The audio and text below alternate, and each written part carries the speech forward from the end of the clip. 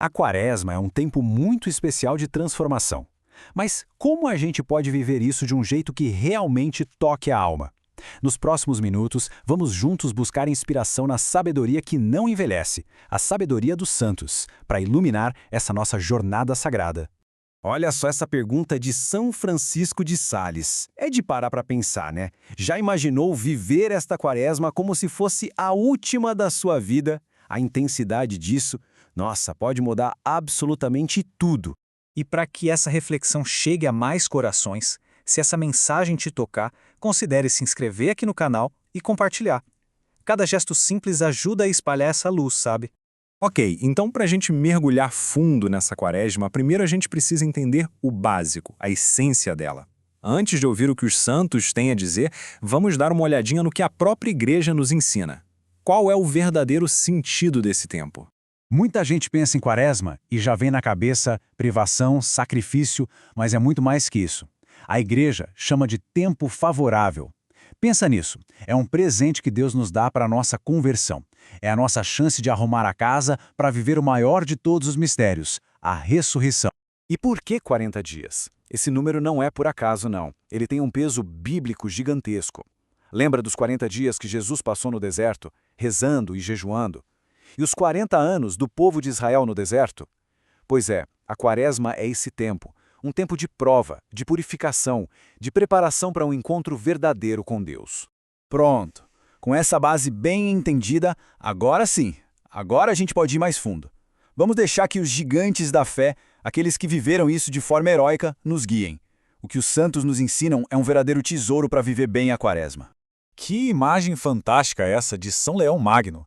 Limpar e enfeitar a casa por dentro. É tão simples e tão profundo, né? Ele está dizendo para a gente que o foco da Quaresma não é o que os outros veem, mas sim uma faxina interna, de verdade. É arrumar a alma para que Cristo se sinta ainda mais em casa dentro de nós. Ok, mas e qual a ferramenta principal para essa faxina da alma? Santo Afonso Maria de Ligório vai direto ao ponto: a oração. É isso. É na conversa íntima com Deus que a gente recebe a graça e a força que a gente precisa para vencer as tentações e, de fato, mudar de vida. A oração é a base de tudo. E para nossa oração na Quaresma não ficar vaga, São Boaventura nos dá um alvo certeiro: meditar na paixão de Cristo. Quando a gente para e contempla o amor de Jesus na cruz, nossa, isso incendeia o coração. Dá aquela vontade de corresponder a um amor tão grande com a nossa própria conversão. E olha que analogia linda de São Francisco de Sales. A Quaresma é o outono da vida espiritual. O que ele quer dizer com isso? Que todo o nosso esforço quaresmal, a penitência, a oração, o sacrifício, não é em vão e nem passageiro. São como sementes. Se a gente planta direitinho, a gente vai colher frutos espirituais que vão nos alimentar o ano inteiro, muito depois da Páscoa. A inspiração dos santos é incrível, né? Mas a Igreja, mãe e mestra, também nos dá um caminho prático bem concreto. Vamos agora entender as 3 práticas, os 3 pilares que sustentam a nossa jornada quaresmal. É esse o tripé espiritual que a tradição da Igreja nos entrega: oração, jejum e esmola. E o mais legal é que eles não são coisas separadas. Estão totalmente interligados e ajudam a gente a se converter em relação a Deus, a nós mesmos e também aos outros. Vamos lá. Oração. É simples. É ela que nos coloca em comunhão direta com Deus. É onde a gente busca a direção, a força para a vida espiritual. É o pilar que nos conecta direto na fonte de toda a graça. Sem isso, nada se sustenta. Depois, o jejum, que é um exercício espiritual poderosíssimo. Sabe por quê?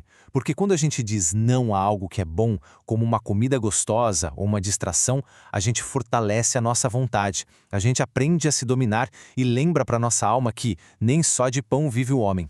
E por fim, a esmola. A esmola nada mais é do que a caridade em ação. É a prática que quebra o nosso egoísmo, que nos faz olhar para fora. Quando a gente dá do nosso tempo, do nosso dinheiro ou da nossa atenção, a gente está, na verdade, reconhecendo Cristo no nosso irmão que precisa. Ok, a inspiração é clara, os pilares estão aí, mas como a gente traz isso para o nosso dia a dia corrido? A beleza da Quaresma está justamente aí, em vivê-la com propósitos concretos, por menores que possam parecer. Olha só algumas ideias bem práticas. Na oração, que tal o terço diário ou a via sacra?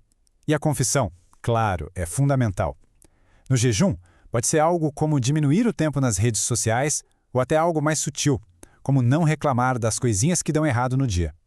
E na esmola, pode ser uma ajuda financeira, sim, mas também pode ser doar seu tempo para ouvir alguém que se sente só. O importante é escolher algo que desafie um pouquinho e aproxime de Deus. E é fundamental a gente lembrar de uma coisa: a Quaresma não é para ser um tempo triste, pesado. Pelo contrário, a penitência, quando a gente vive bem, ela nos purifica, nos deixa mais leves, ela nos prepara para a maior de todas as alegrias, celebrar que o Senhor ressuscitou. É, acima de tudo, uma jornada de esperança. Então, a pergunta final fica para cada um de nós. Depois de ouvir a sabedoria desses gigantes da fé, qual pode ser o seu propósito concreto para esta Quaresma? Conta pra gente aqui nos comentários. Cada partilha pode inspirar outra pessoa a viver este tempo de um jeito mais profundo. Que seja uma santa e abençoada Quaresma para todos nós.